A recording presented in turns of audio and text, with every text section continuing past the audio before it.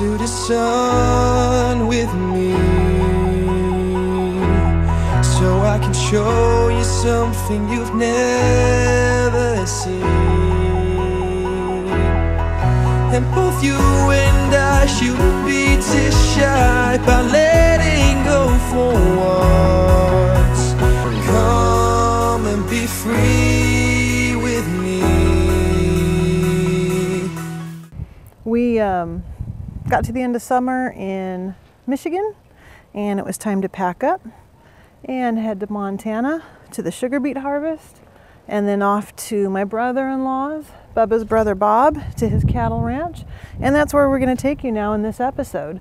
Unfortunately, we had filmed a lot of the road trip in between, going up through the Upper Peninsula of Michigan and across Wisconsin and Minnesota and into Montana.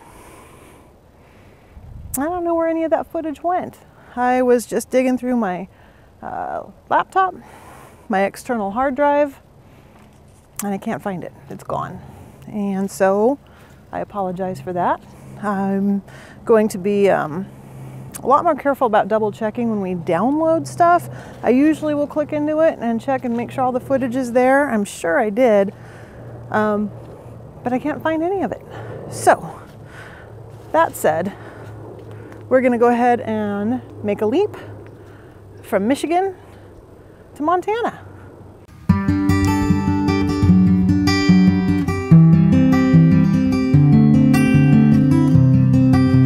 We dropped the trailer for the night in a small town in North Dakota and took Grace on a drive through Theodore Roosevelt National Park. It was really beautiful there, and as you can see, the buffalo were plentiful and they weren't at all shy about coming up to the truck, even in a big noisy one like Grace. They seemed pretty curious about us and didn't run away as we approached. Of course, being wild animals, we were careful not to get too close, but we did get some awesome photographs of them while we were there.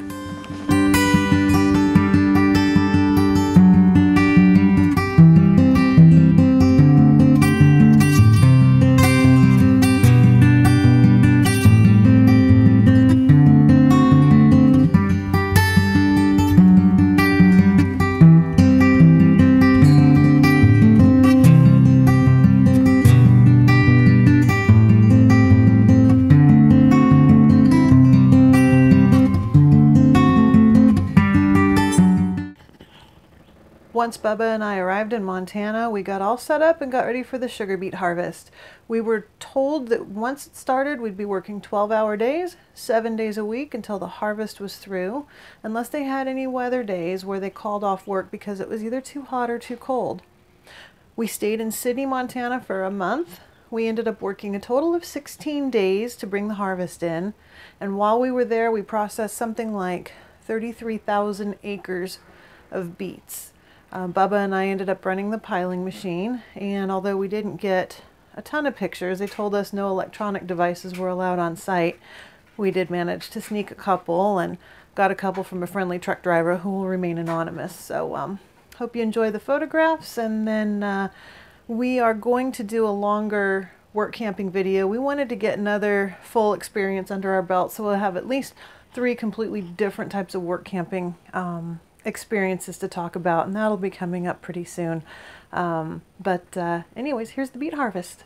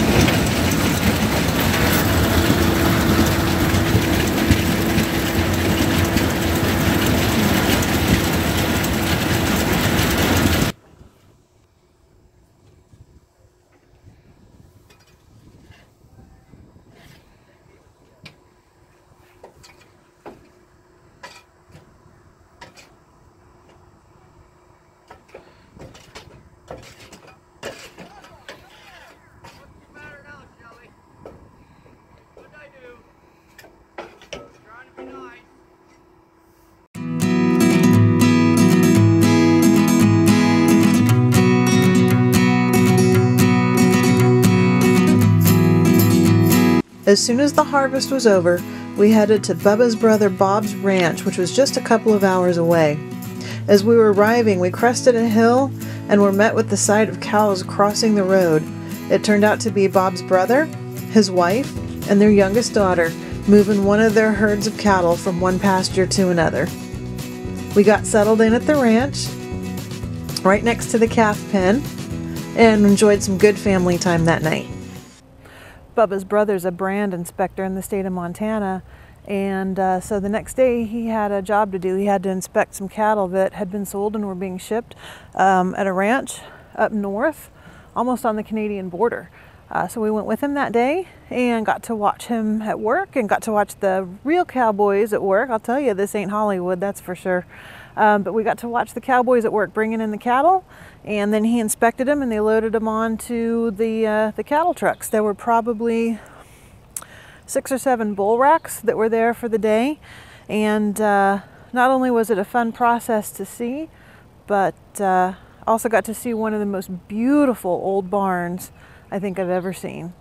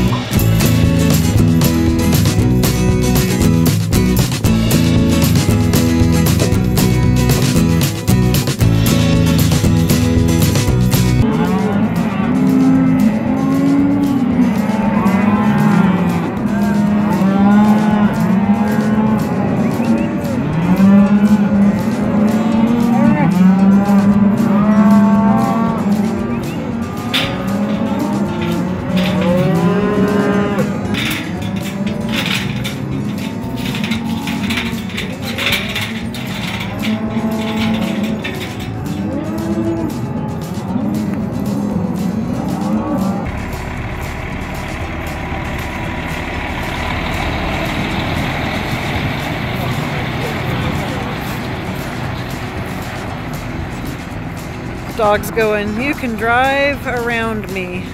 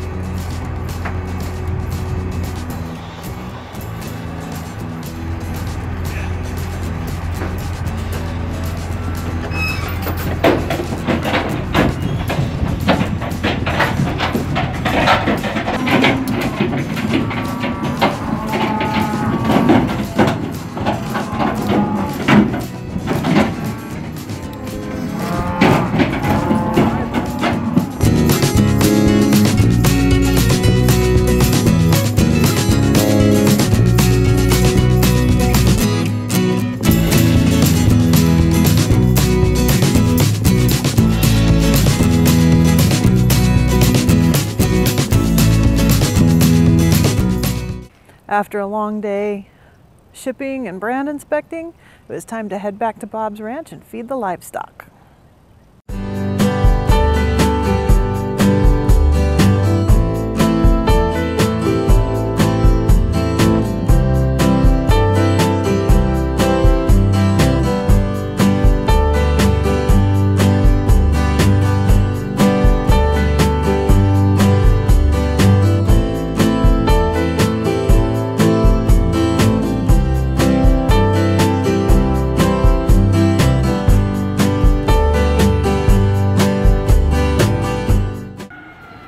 On our last day at Bob's, we went with him to the stockyards where he was inspecting cattle that were going to be auctioned off that day.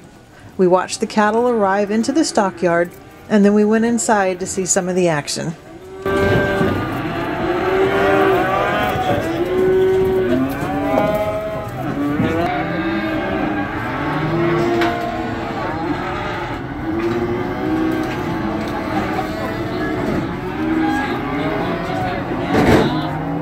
Now, I had never been to a cattle auction before. Definitely something I wanted to see. These auctioneers are just unreal. I don't know how people follow what's going on and what's being said and everything because they're so fast. This particular auctioneer apparently has been the recipient of quite a few awards in the area of auctioneering.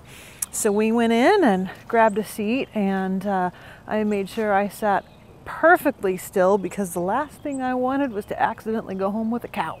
Got nowhere to put it. Okay, we're going to get started kind of on our feature deal today, these red egg calves. I've got a bunch of them kind of backed up back to back, so then we'll be back on the other calves there right after this.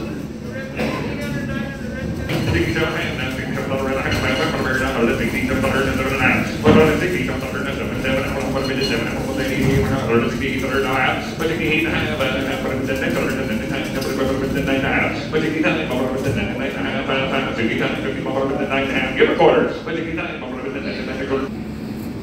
Hold on, and I'm going to 170, 132, then 172, 172, 173, 173, $173, 173, that's $173,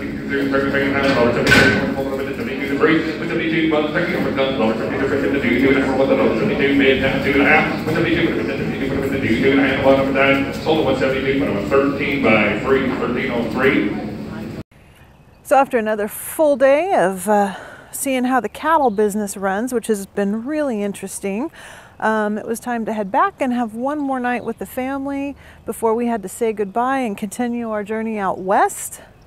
So we hope you've enjoyed this little piece of Montana and a look at the real cowboys of the West and what they do for a living and how it runs. And thank you so much for joining us. We really appreciate every single one of you who watches. Please give us a like, hit that subscribe button if you haven't yet, and if you have, thank you so much. And we'll see you next time as we continue our journey west. Bye-bye.